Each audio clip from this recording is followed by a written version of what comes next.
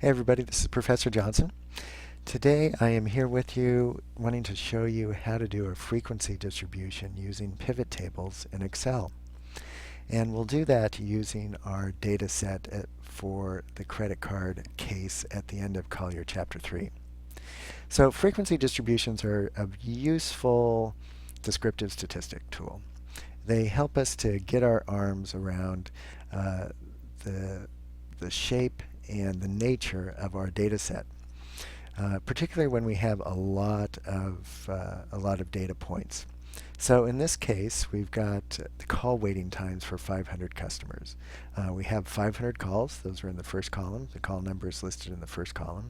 We've got the number of seconds the customer waited in the second column. And in the third column, those seconds are converted into minutes. So caller number 1 waited for 26 seconds, and that converts to 0.43 minutes. And then all the way down to caller number 500, where that caller waited 141 seconds, and that was 2.35 minutes. And you can see we've got quite a range here, right? Here's somebody who waited 6 minutes, another person who waited 7 minutes, and on it goes. So we've got lots of different wait times here, and we want to try to make some sense of those using a frequency distribution.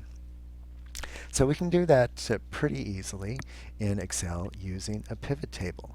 Very useful tool. So let's try to do that. So right now I've got my cursor in the data set here, or my cell selection in the data set, and I'm going to go up to Data and select Pivot Table. So we've got the beginnings of a pivot table builder, and you can see that in my version of Excel it's given me a new sheet here, so that's fine. We've got our data set. And you can see in our pivot table builder that we have all of the different columns. So remember, we had the call number column, we had the seconds column, and we had the minutes column. We really want the minutes here, so we're going to deselect seconds, deselect calls. And we're going to be most interested for our purposes in the frequency distribution in the row labels section here and the values section. So we're going to click and drag minutes down to row labels. And we're going to do the same thing again, click and drag minutes down to values. And that's going to get us started.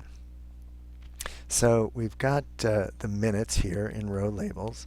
And under values, I'm going to click on the little information button there. And we don't want the sum of the minutes. You can see that they're summarized. The minutes here are going to be summarized by sum. So it's adding them up. That's not what we want. We actually want a count. So we're going to count here and then click OK. So now you can see what's happened is in our pivot table, for what Excel has done for us is organized all of our call times, and there we can see a 0.15 minute wait time here, right? And there were a total of 2 callers that waited exactly 0.15 minutes. And it goes on and on and on for each of the different wait times. So that starts to consolidate the data and make it a little more useful. But it'd be even more useful if we had these things grouped. And so that's what I want to do. I want to group these. So I'm going to click in my row labels, our minutes column, right? Then I'm going to right-click on that cell. And I'm going to go down to Group and Outline and go to Group. So now let me pull this up here so we can see it a little bit easier. And we want to group these, and I'm going to tell Excel how to group them. And I want them grouped starting at 0, so I'm just going to start at 0 minutes wait time. And I'm going to end it, I'm just going to round it up to 15, since it goes to 14.6. And I want it to group it by every 1 minute. So it's going to start grouping calls at 0 minutes, going to go all the way up to 15 minutes, and it's going to have a new group every 1 minute here. So I'm going to click OK, and there we go. We have our pivot table for count of minutes, right? So we had 103 customers. Let me make this a little bit bigger here so we can see it. We had 103 customers who waited from 0 to 1 minute. 198 customers that waited from 1 to 2 minutes. And on we go here down And you can see once we get past the 2-minute mark, our numbers start decreasing, and pretty dramatically decreasing after we get past the 7-minute mark. So now this is really starting to be useful data for us, and would be even more useful if we could visualize it. So let's see if we can do that. I'm going to select my pivot table here, and I'm going to go to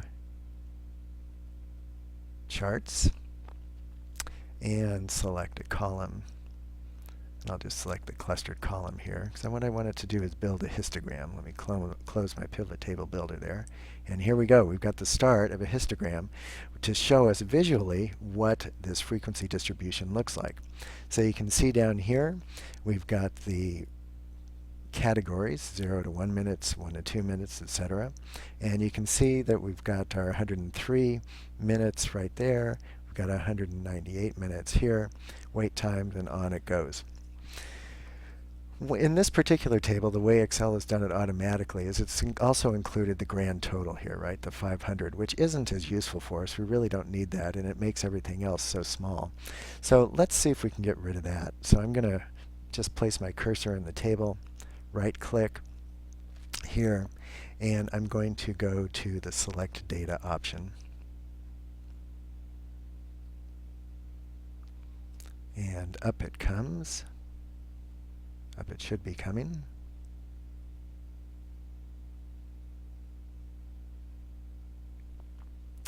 And so now we've got our chart data range. And you can see that the chart data goes from the row labels all the way down to row 18 here on our chart to 500.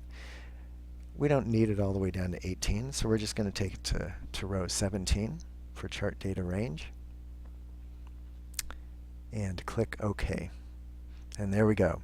So now we're just showing the data from the label, the column labels, all the way down to row 17, which is our last category of real data. And that makes us a much more useful chart. I'm also going to right-click and delete the legend there, because it's not really useful for our purposes right now. And I'm going to relabel this. So I'm going to click on that label, click on that chart title, double-click to highlight the text there, and I'm going to put call wait times in minutes. And there we go. We've got our frequency distribution with a pivot table with the raw data, and then we have our histogram here giving us a visual of what those call wait times look like. So that's how to do a frequency distribution using Excel, pivot tables, and of course the chart function for putting together a histogram.